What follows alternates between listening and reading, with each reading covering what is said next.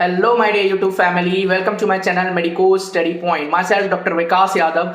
So guys, आप मुझसे बहुत सारे बच्चे मैसेजेस कर रहे हैं कि सर अगर मैं अभी से पढ़ना स्टार्ट करूं तो क्या नीट 22 क्लियर कर पाऊंगा.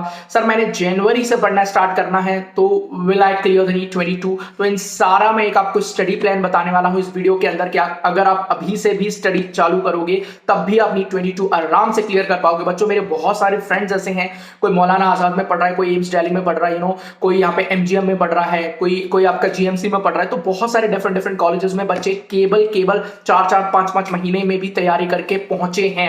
सो I will just share that plan. मैं बोलूं मेरे फ्रेंड्स हैं तो उनका शेड्यूल शेयर करूंगा आपके साथ, प्लान शेयर करूंगा. वीडियो के लास्ट तक बने रहिएगा और चैनल पे नए हो तो चैनल को सब्सक्राइब जरूर कर ले, बेल आइकन को प्रेस कर ले. अब हम बात करते हैं बच्चों कि sir how it can be possible. तो सबसे पहले मैं बात करता हूं बच्चों, मैं मेजर तीनों सब्जेक्ट्स की बारी बारी से बात करूंगा. पहले बायोलॉजी पे आ जाता हूं. अगर आप लोग एक मेडिकल स्टूडेंट हो और आपको डॉक्टर ही बनना है तो आई नो दैट मैं गारंटी से बोल सकता हूं 99.9% बच्चों का फेवरेट सब्जेक्ट बायोलॉजी होता है. मेरा भी बायोलॉजी फेवरेट सब्जेक्ट था. तो क्या होता है ना बच्चों, बायोलॉजी हमारा अगर फेवरेट सब्जेक्ट है तो we have to be so much of confident कि भाई बायोलॉजी के मेरे नंबर कहीं नहीं कटने वाले हैं. मुझे 345 प्लस बायोलॉजी में चाहिए आउट ऑफ 360.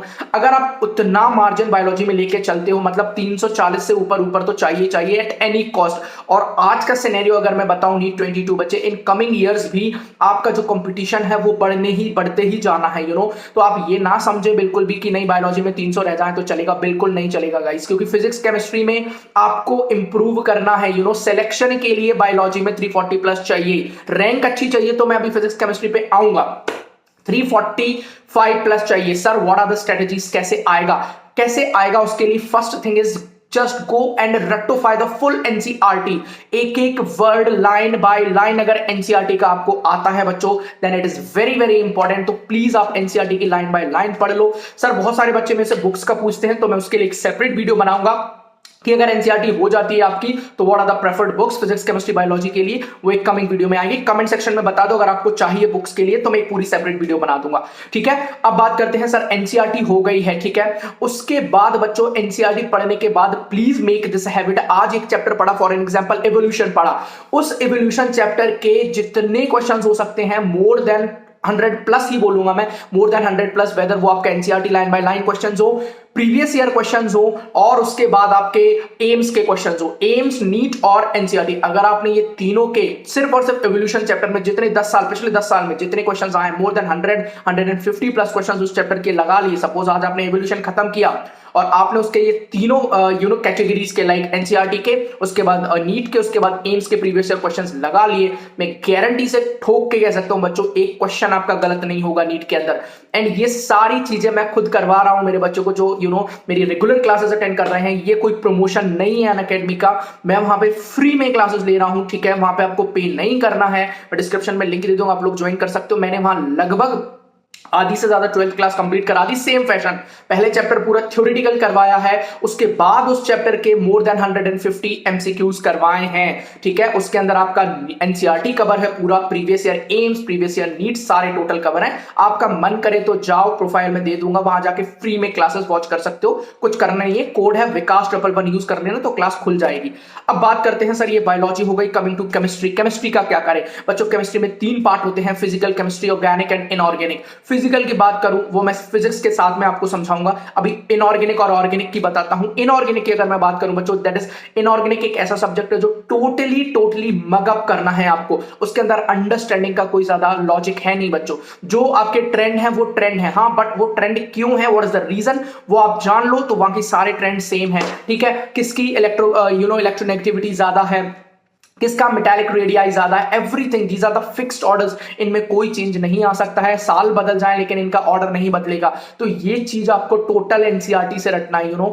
एक चीज बताता हूं, ऑर्गेनिक और इनऑर्गेनिक दोनों पे आप एनसीईआरटी रिलाई कर सकते हैं, बट मैं फिजिकल के लिए एनसीईआरटी नहीं बोलूंगा, वो समझाऊंगा. ठीक है, तो इनऑर्गेनिक के लिए पहले पीरियोडिक टेबल पूरा अच्छे से रेक्टिफाई कर लेना. उसके बाद जो ट्रेंड्स हैं और जितना पीरियोडिक टेबल से related P block, S block, उन सब में फिक्स क्वेश्चन होते हैं बच्चों. आपको लगता होगा सर पी ब्लॉक इतना बड़ा है कैसे, अगर आप उसकी एनसीईआरटी की 3 बार 4 बार रीडिंग कर दी ना, एक वर्ड आपके दिमाग में छप जाएगा एंड आई गारंटी हूं एक क्वेश्चन गलत नहीं करके आओगे.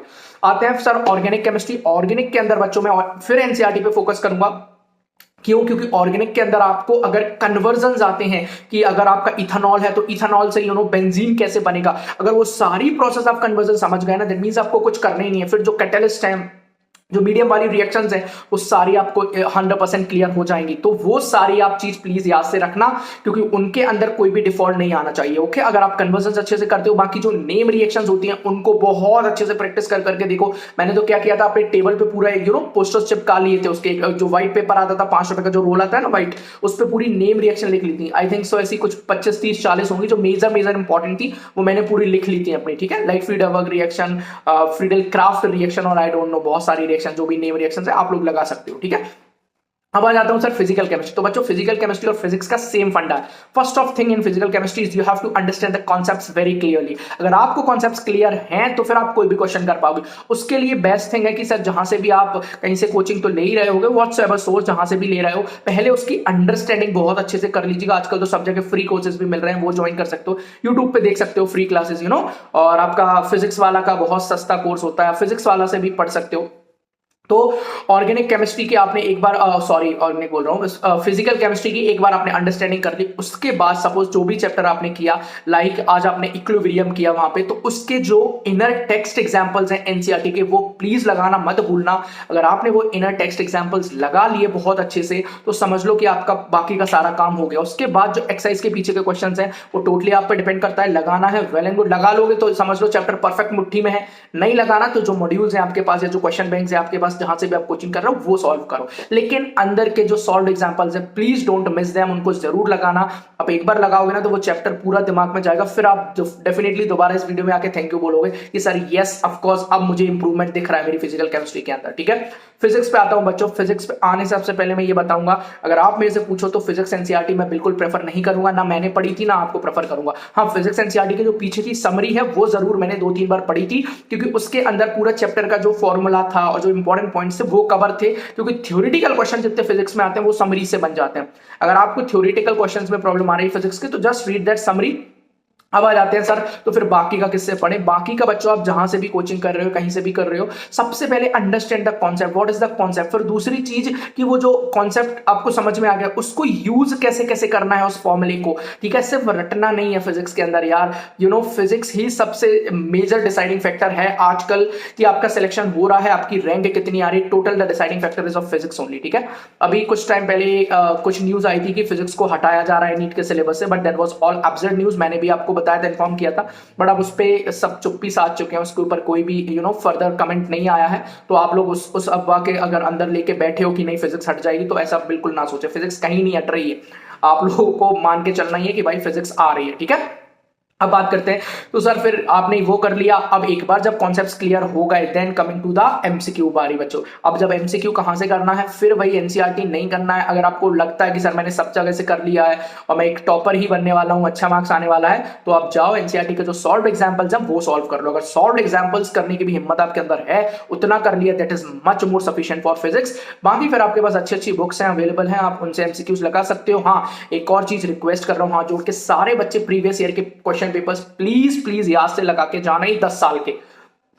ये मैं ये नहीं कह रहा हूं कि क्यों लगा के जाना, क्योंकि बच्चों अगर आप 10 साल के प्रीवियस ईयर के क्वेश्चन पेपर्स लगा लोगे ना, तो आपको एक एरिया पता चल जाएगा कि यहां से डेफिनेटली ज्यादा क्वेश्चंस आ रहे हैं, मेरा ये एरिया वीक है, मेरा ये एरिया स्ट्रांग है।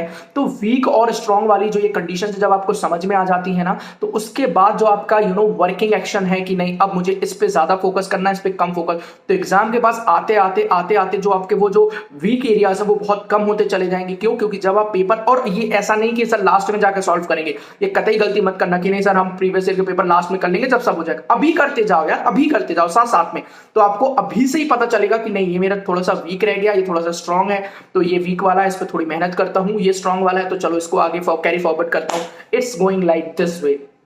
अगर आप ऐसे फॉलो करोगे तो फिजिक्स के अंदर यार आप पूरी कमांड हासिल कर लोगे। और फिजिक्स में बहुत सारे स्कोरिंग पोर्शंस हैं, लाइक आपकी पूरी जितने भी ये एटॉमिक फिजिक्स है, ठीक है, उसके बाद आपकी मॉडर्न फिजिक्स है, that also very very simple. ठीक है, और बाकी और भी कुछ थ्योरेटिकल चैप्टर जो है सेमीकंडक्टर एंड ऑल, यहाँ से ये स्कोरिंग है बच्चों, यहाँ से कोई भी स्कोर कर सकता है। ठीक है, आई होप सो इतनी सारी ज्ञान की बातें लेने के बाद अब आपके अंदर थोड़ा सा मोटिवेशन आया होगा, and definitely you can rock your exam guys. Okay, कोई भी मेरे लायक हेल्प हो कमेंट सेक्शन में पूछ सकते हो, टेलीग्राम की लिंक लिंक दी है डिस्क्रिप्शन में, वहां पे मुझे कांटेक्ट कर सकते हो।